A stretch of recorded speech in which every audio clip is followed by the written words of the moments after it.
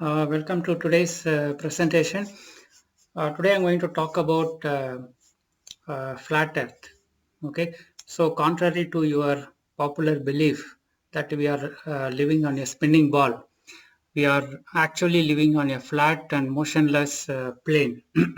Okay, so I am going to in this presentation I am going to cover my awakening story, what happened and how I came to realize that we are living on a flat earth.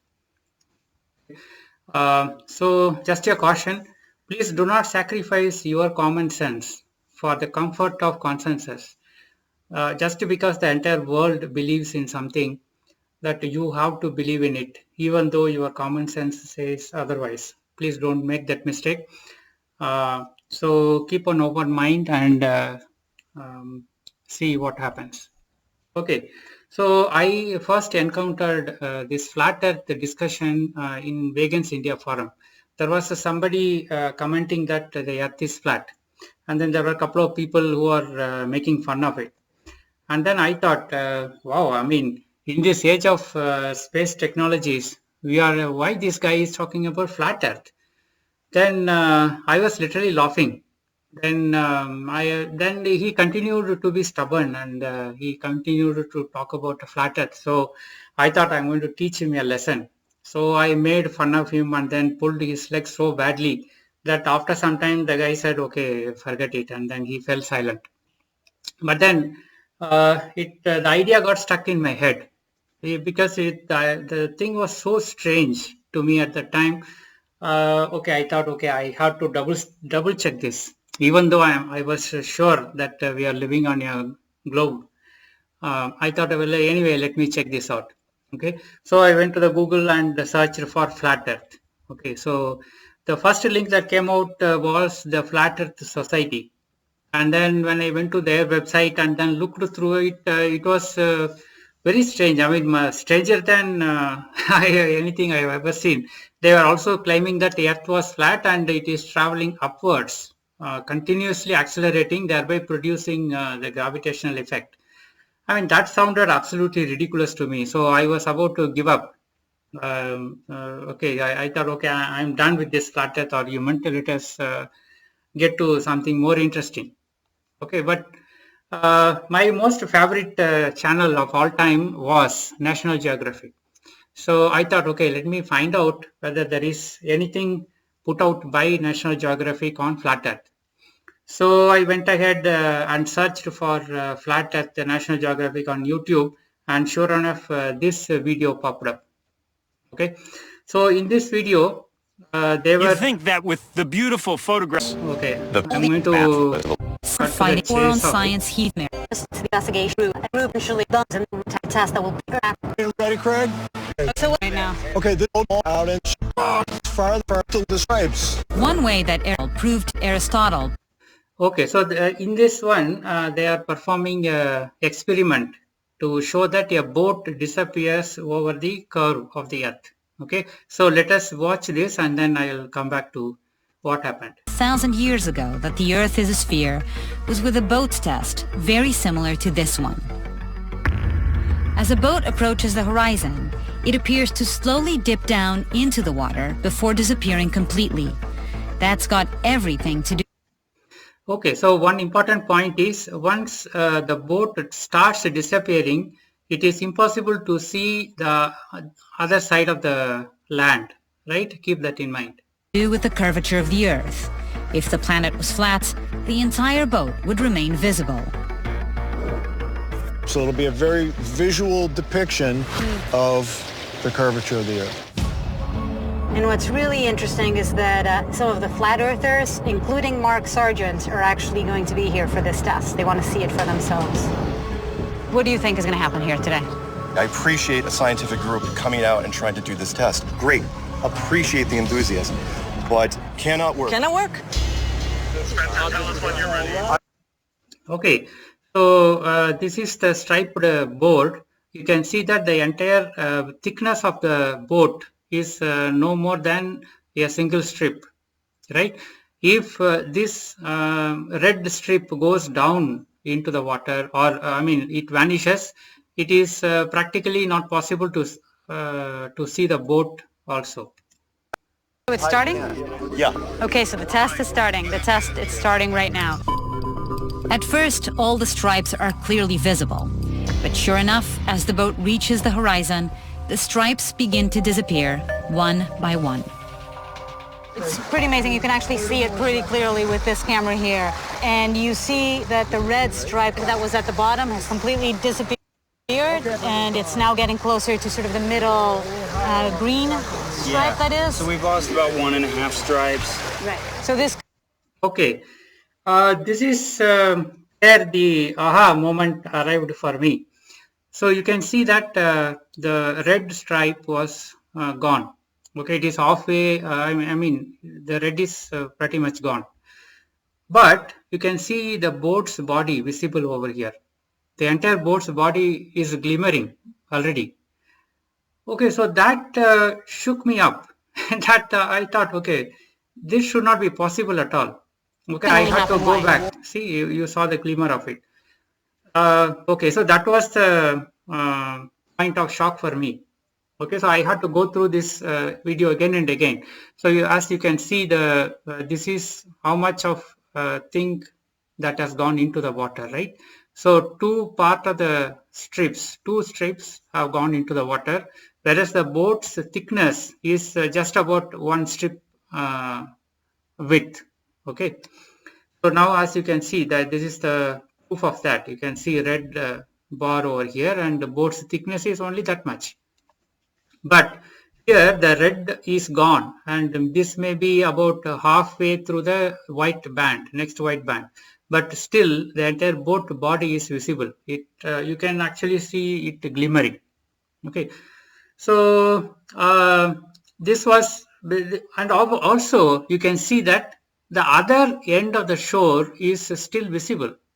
Okay, if this boat is vanishing behind the curve, it should be impossible to see the end of this shoreline. Okay, we can see the mountain, of course, but it should not be possible to see the shoreline at all, isn't it? So we saw that over here. Let me see whether I can pull this up. Okay, that is gone. Okay, now the boat's body was still visible when the boat was way down in the water.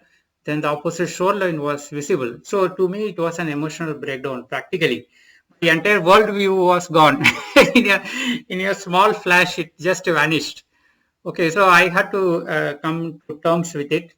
So on that day, the final thought I had was, okay, if National Geographic can cook up something like this, what else is being cooked up, right? So the carpet has been pulled out from under my feet. So I thought I'm going to dig this up to let us see how far this one goes, right? So whatever I took for granted, including the heliocentric model and globe Earth, it's all gone.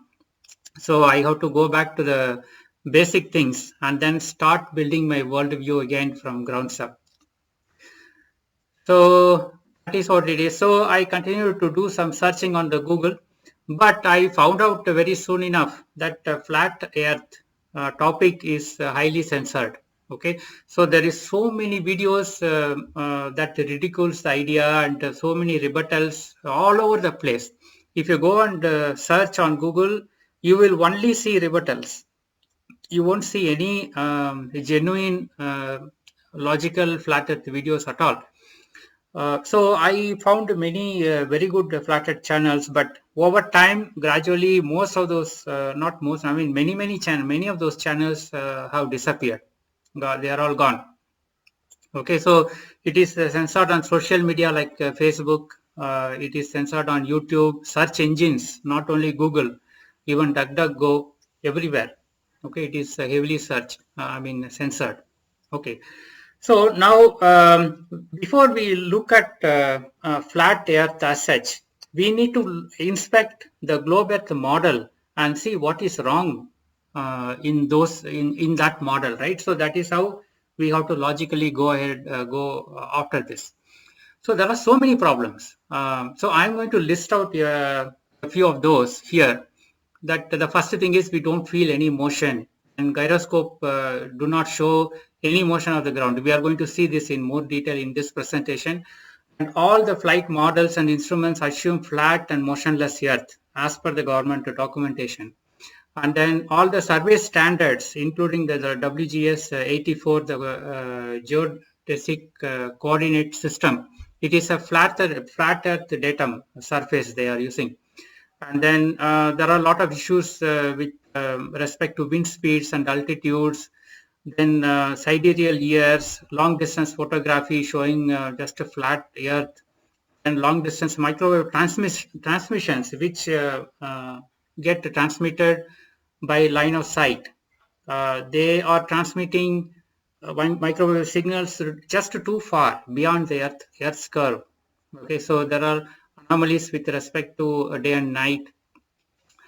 Seawater level is not curving anywhere, and then there should be more water at the equator because the Earth is supposed to be spinning, but that is not the case. And then there are problems with the elliptical orbit of the supposedly spinning globe. And then another big issue is the gas pressure of the atmosphere is supposed to exist right next to the vacuum of the outer space. This is an impossibility because gas pressure cannot exist without a container. And temperature at the equator versus pole, impossibility of the mariner's compass. It is not possible for a mariner's compass to work on your globe Earth. Then there is issues with the star motions, and there is a rail gun in the US Army which has a range of about 200 kilometers, and it uses a laser sight, and everything is line of sight. And obviously it cannot find a target beyond the Earth's curve at about 8 inches per mile square. That is not going to happen. And then there are problems with the moon phases and sun positions, moonlight brightness mismatch, problems with the moon rise, lack of spotlight effect of the moon, absence of the matter in moon shadow, anomalies with eclipses. This is a big topic. Then there are a lot of problems with the tides, rockets in vacuum, cloud bottom visibility issue, atmosphere and Van Allen belts, lack of acceleration, deceleration around the orbit, so crepuscular rays, NLMR, Google Earth, this we will see today. Then issues with the South Pole, visibility of Venus and Mercury, it's not possible. Observations do not match the globe Earth. And southern flights, which do not exist mostly. Moon landing deception, the ongoing ISS comedy, meteorites and asteroid crater problems, gravity issues, GPS tracking. Okay, these are all so many issues. This is only a partial list, but for today's presentation we are going to see only a very few of those. Okay, the first one is the gyroscope, which doesn't show the motion of the Earth, and the moon crater visibility issue. Then the Google Earth directions, how the north, south and east, west directions are not the same on Google Earth. Then we will also look at the moon bottom gone when the sun is very low. Okay, so these are the only 4 issues that we are going to explore today. Okay, so with that, let us get into the gyroscope. Okay, so if you are not familiar with a gyroscope, this is what a gyroscope looks like. So you have a spinning mass at the very center. It spins at a very high speed, and it is mounted on a spin axis, and the whole gimbal can be freely moving, right? It can move up and down, and this way also the spinning wheel can move. So a spinning mass, a spinning wheel which has weight, it is essentially rigid in space. So it doesn't move. Even though the gimbal moves, even if you move the gimbal, the spinning wheel will not move. Okay, it will just keep on spinning, and it will keep its position in the 3D space. Okay, so here is this is a very simple gyroscope which you can actually buy. Okay, so let us see a short video which describes this one.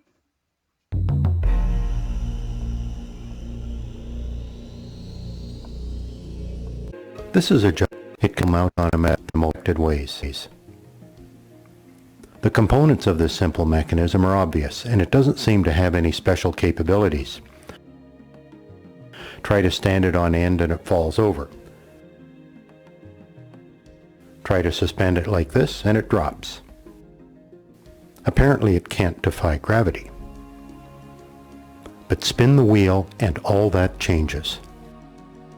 A string provides a simple method to spin the wheel.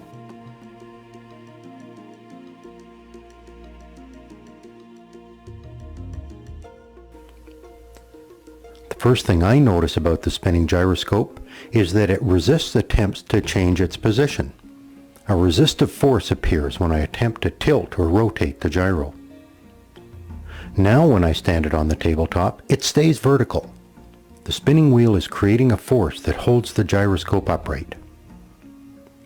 When the wheel stops, the force disappears and the gyroscope falls.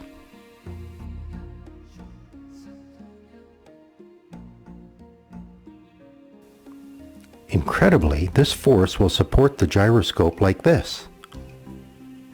It appears to be levitating.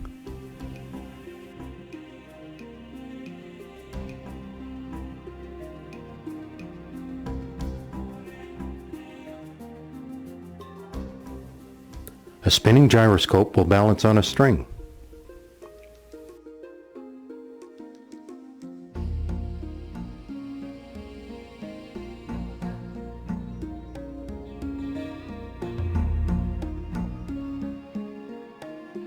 You can even lift the gyroscope with a string looped around one end.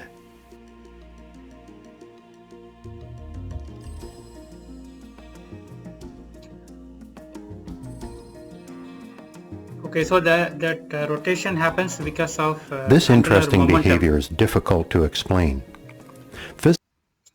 Okay, so that shows the basics of a gyroscope. So essentially, it is rigid in space. Okay, so if you have a gyroscope, suppose this is a south pole, right? You are at the south pole, and the Earth is above your head.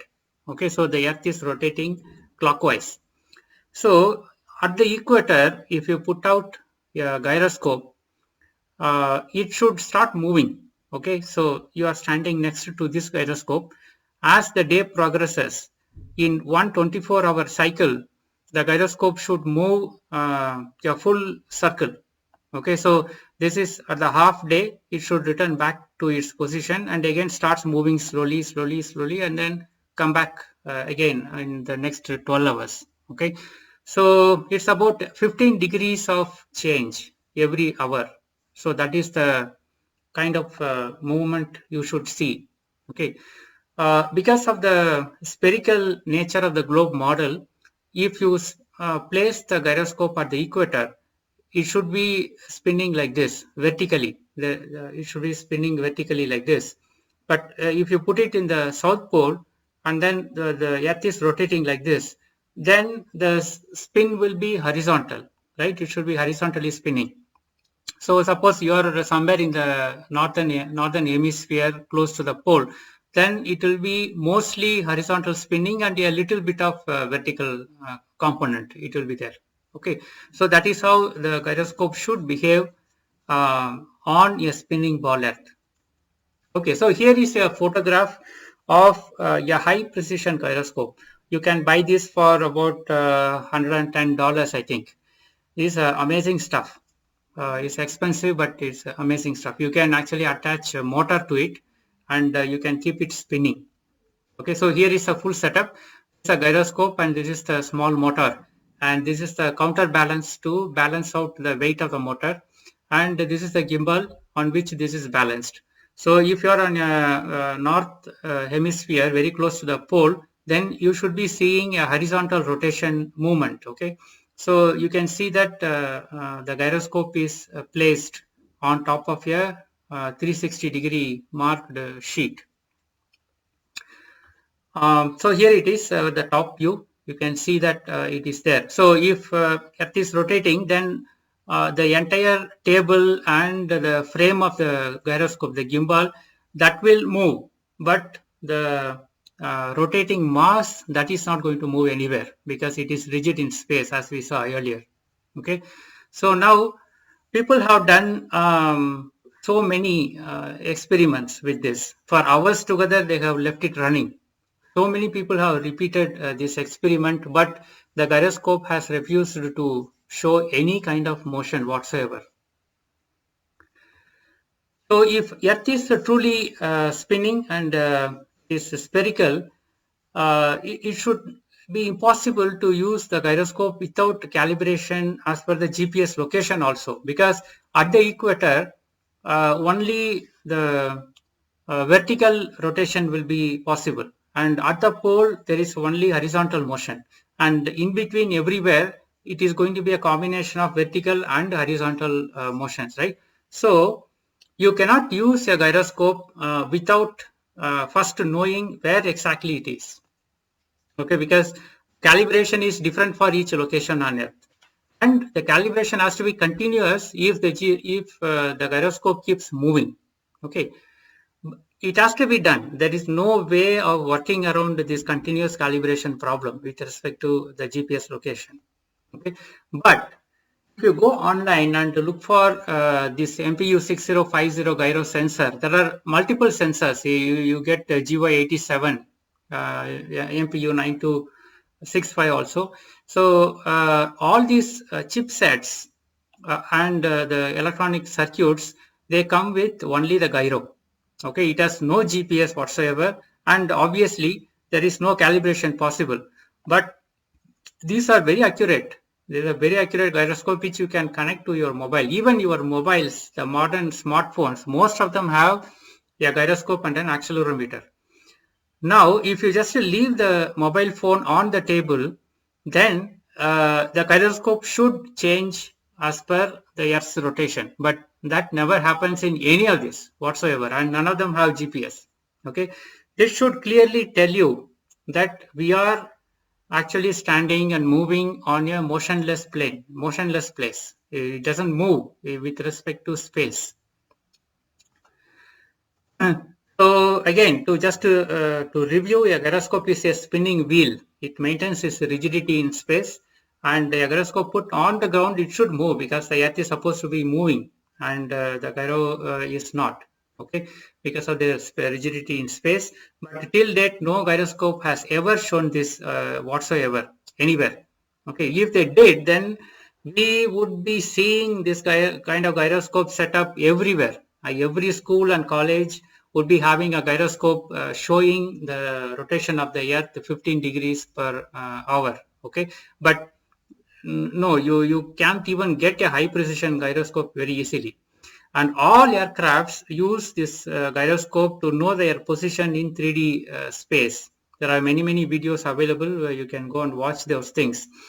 Modern planes actually use ring laser gyroscopes for higher precision.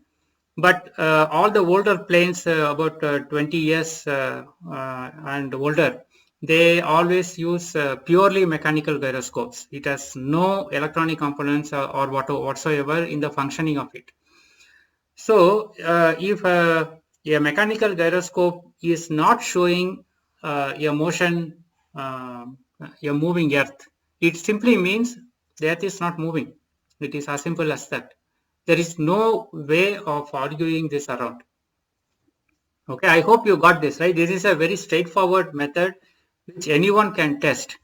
Yes, I have bought one gyroscope, the same gyroscope which they showed. But I don't have a motor setup, so I try to run it. It ran about 10 minutes to 15 minutes. That's all the acceleration I can get. But I did not observe any kind of motion. And after that, kids broke the gyroscope, so I lost it. Okay, so let us come to the next issue, which is the moon crater visibility issue. Okay, so now in the moon there are some big craters. One is called Copernicus crater. Then another one is Tycho crater, and there are other ones, Kepler, Aristarchus, and so on. So, but Copernicus and Tycho are of the similar size, and they're fairly large. Copernicus especially is about 93 kilometers wide, 58 miles wide. Okay, it is visible to naked eye on full moon. I mean, even if you wear glasses, you can see it. If you focus long enough on a summer full moon, where the moon is fairly large, right? You can see those. Remember that the moon is 238,000 miles away, 384,400 kilometers away from Earth. Okay, let us see what is here is the full moon picture. You can actually see this is a Tycho crater and this is a Copernicus crater. You can see the craters. This approximate size of how it may be visible to you on a shoreline, right? Okay, to give you an idea why the visibility of these craters from Earth is a problem, let us look at this one, right? So this is the map of the Bangalore city, and it is approximately 70 kilometer by 100 kilometers somewhere. So you can take it as 100 square kilometers, right? So that is an approximate thing. And here is the same thing in Google Earth. Okay, so this is about 100 kilometers. Okay, so now I'm going to go to Google Earth over here. Let me zoom out and let me go to our city.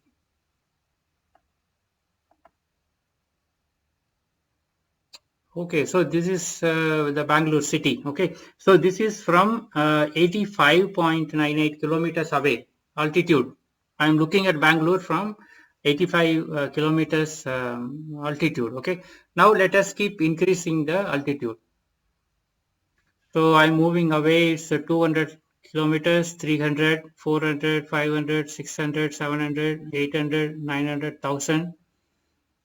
Then 1500, 1000, this is 2000 kilometers. So now I can barely see it, but it is still visible. I mean, little bit of Bangalore is still visible. So I'm moving away. So this is 3200. I'm not able to see the city. Okay, it is beyond my comprehension right now, because beyond my visibility. Maybe a slight thing is visible there. Okay, I'm moving out. 6,000, 7,000, 8,000 kilometers is gone. I mean, I can no longer see this. It's completely gone. Okay. If this is the case at 8,800, 9,000 kilometers away from Earth, how are we able to see the craters from the moon, which is more than 300,000 kilometers away, which is just 93 kilometers of width? This is a problem. So if you zoom out 3,500, I have put, okay, even if you give and take a little bit more, it doesn't matter. The 300,000 kilometers is really far away. Okay. So the real question is, how can a city of 100 kilometers vanishes at around, say, 9,000 kilometers or 3,000, whatever. 93 kilometers of a crater, how is it visible at 300,000 kilometers of distance? Okay. Answer is very simple and straightforward. It is impossible. You cannot do this. So either the distance to the moon is wrong, or the moon size they are saying is wrong, or the crater size is wrong. Somewhere something is wrong. It is impossible that everything matches together. We have a big problem. Okay, so similarly, if you take the Tycho crater, which is again 53 miles wide, so if you look at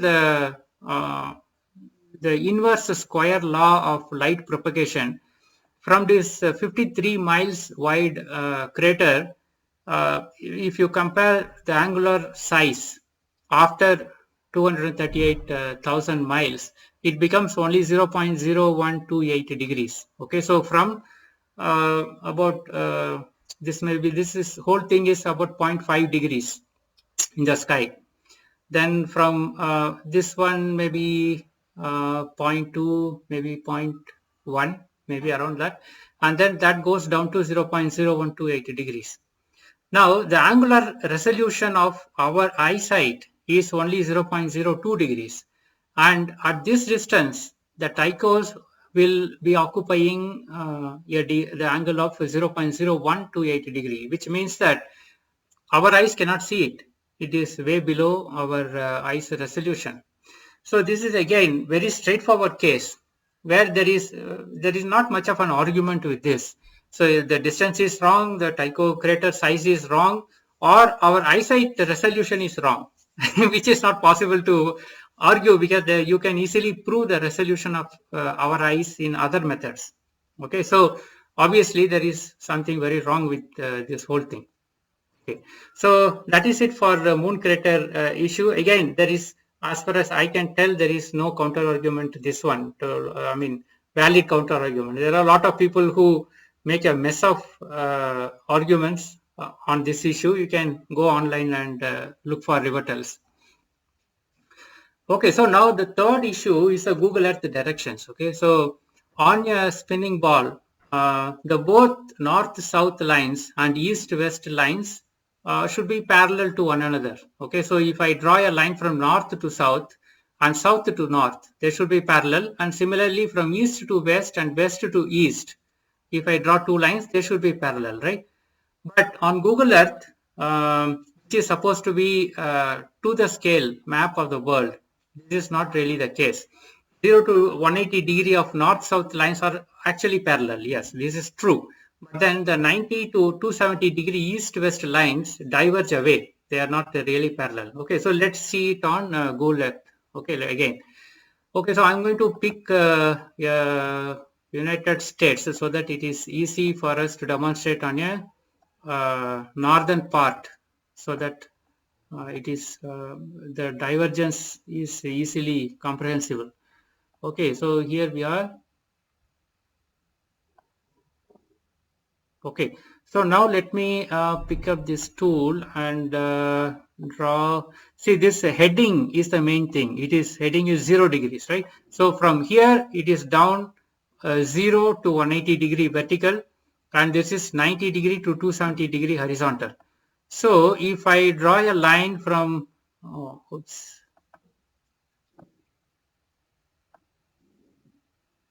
okay, if I draw a line vertically like this, okay, so let me save this as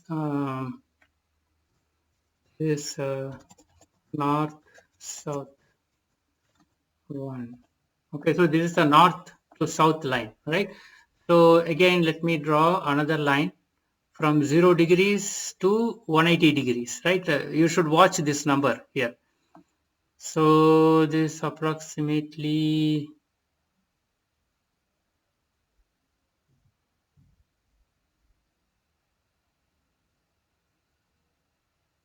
okay, so this is 180 degree, right? Okay, let me save this as north south.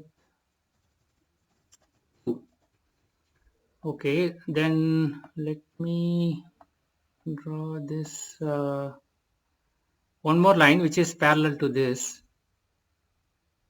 So again, let me, sorry. So draw, oops. So draw a line parallel to this line, right? So start from here. If I go up to 0, 360 degrees, which is 0, yeah, 359, yeah, good enough. So if I draw like this, then this is south to north. You can see that these two lines are in parallel, so which is as it should be, right? Okay, so now let me delete this second line.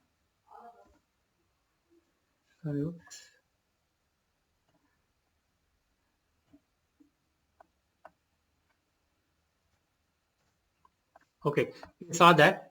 Okay, let me draw this line again for reference.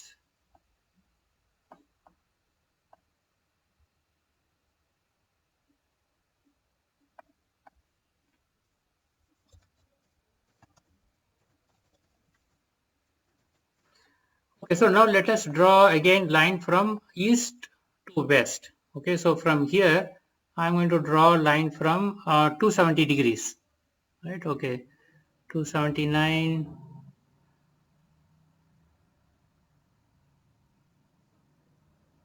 Okay, 270 degrees. Okay, this is 90 to 270, right? Okay, so let me again start from here and then go trace my way back to this. This should be about 90 degrees, right? That is about 90 degrees. Okay, so let me say this. This is west to east. Okay, so let me again draw this other line. Same starting position. Sorry.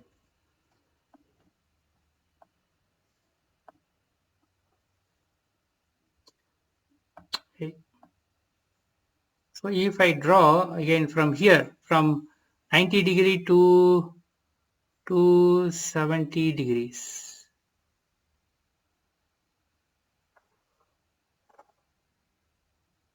So about here.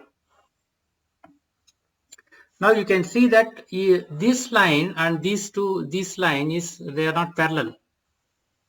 Okay, so this is east-west line. Okay, so this is a problem. Why these two lines, which are 90 to 270 and 270 to 90, they should be parallel, right? They are not parallel. Whereas the north-south and south and north, these lines are parallel. Think about why this is the case. So obviously, if we are on a spinning ball, then of this thing, then we should be seeing both angles to be parallel to one another. Okay, so here I have drawn it for easy reference if you download this PDF presentation. So this is south to north is yellow line, and north to south is a red line.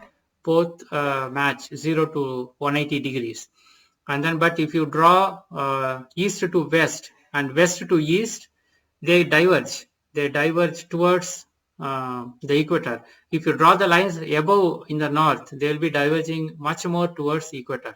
Okay, this is a major problem in Google Earth. So how is this possible? So it is because the east-west directions are not straight lines. That is the truth. Okay, so they are curved lines going around the North Pole over a flat surface.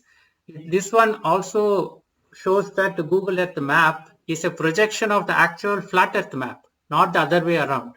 Okay, so you can see this Gleason's map, or this is also called the AE map, azimuthal equidistant projection map. But this is the actual map where you can see that east to west direction and west to east direction, they are all circles around the North Pole. They are not straight lines, just like what we have seen in Google, I mean the spinning ball model.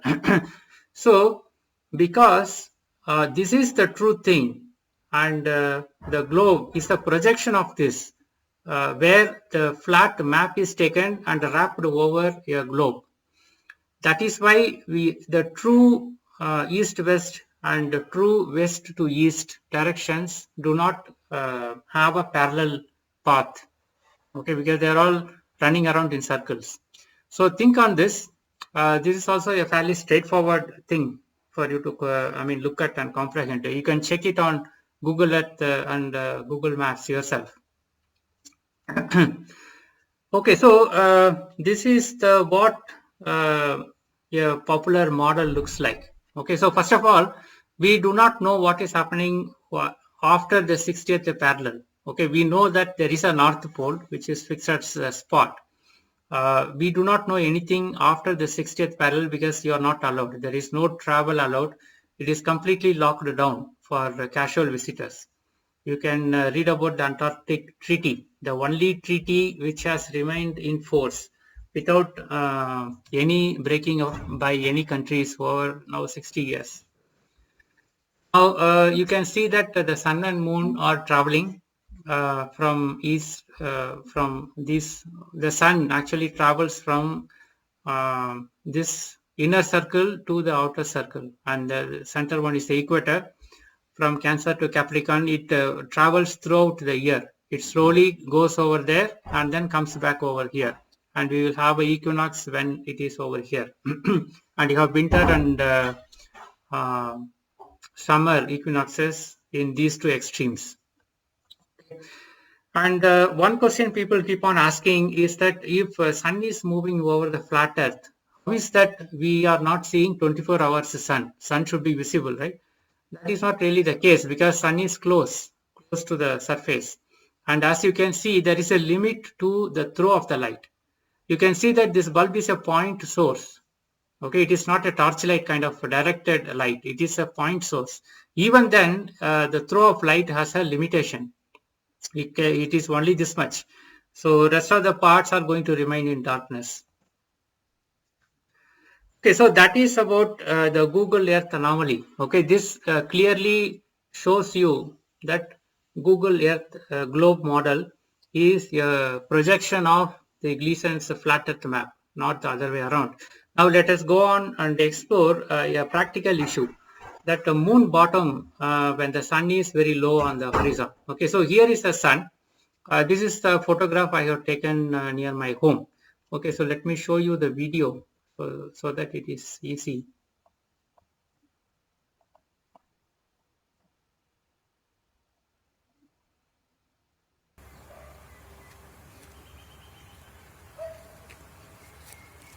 So you can see that the moon is over here.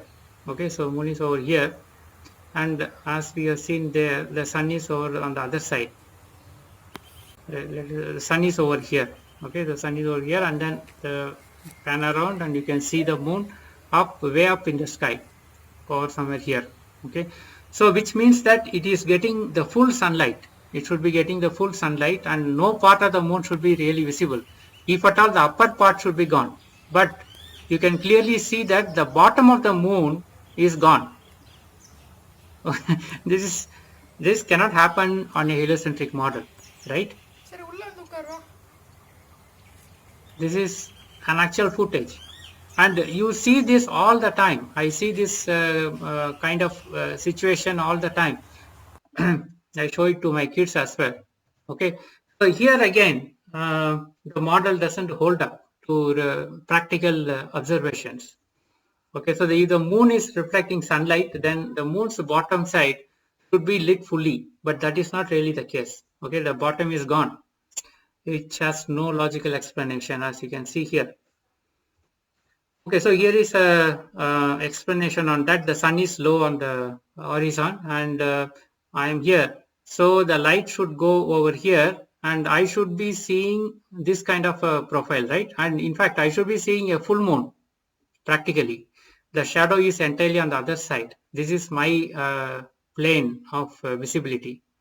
I should, if at all, I should be maybe seeing a very little of, I mean, maybe the top portion may be gone a little bit, but instead of that, the bottom portion is gone. Okay, so please research everything. Unfortunately, yes, we have to discard the model, the heliocentric model and the spinning ball Earth model if it doesn't fit observations. So I have shown you 3 cases where it doesn't. Okay, so no, there are no valid rebuttals for the issues just outlined. I have outlined in this presentation. There are a lot of junk rebuttals. You can go and read them and make up your mind. Yes, we are being told a big time lie that the heliocentric model is correct. It is not. And yes, the Earth is observably and verifiably flat and motionless. I have over 100 plus laser tests and survey equipment tests and so on and so forth. There are so many tests that have shown a flat Earth. Okay, so I'll share that at a later point in time. You can explore this yourself. Information is there. And yes, space agencies are not going anywhere. Okay, so including NASA and Indian Space Research Organization. Okay, they send the rockets up and they go and fall into the water. And that is it for today. We will continue the rest of the things later. And here are a few YouTube channels you can explore. So these are the top channels I really like. Wakey, DITRH, Deep Inside the Rabbit Hole, basically. Eric Dubé's channel, D. Murphy, Jeranism, Globebusters, Flat Earth 101, J. Tolan, and so on. So these are pretty cool channels. There are more channels, but many of them are heavily censored. Many of these channels are now gone. And some more channels over here. Okay, so here is 200 proofs Earth is not a spinning ball by Eric Dubé. You can see that I have translated that into Tamil language. I have given the link over here. I'll put up this PDF You can see that, and if you find any issues with the Tamil translation, please let me know. And here are my previous presentations. I would encourage you to visit at least the Illusions of Becoming Super Rich. 2 weeks ago I made this presentation, and vaccines. These are very important ones. You can see those. So as I've been saying, I don't know how long I will be there on Facebook because of the heavy censorship. You can also find me on BitChute. Okay, so here are some of the references that will give you more information on all the information I have shared in this presentation. All right, so that's it, and thank you very much.